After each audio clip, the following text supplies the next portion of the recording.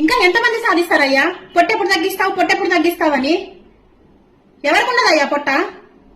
అన్ని తినే వాళ్ళకు ఉండదు పొట్ట, ఏమి తినని వాళ్ళకు ఉంటుంది పొట్ట. మేము మా పొట్ట అందరితోనే మాట్లాడిపించుకుంటున్నాం, చాలా బాధపడుతున్నాం. నువ్వెన్నిసార్లు తింటావు రోజుకి? 2 సార్లు. నువ్వు? ఒకసారి. మరి నువ్వు? 2 రోజులకు ఒకసారి. ఇక్కడ ఎవరినైనా అడుగు, నువ్వు రోజుకి ఎన్నిసార్లు తింటావంటే రోజుకి ఒక్కసారే తింటామంటావు.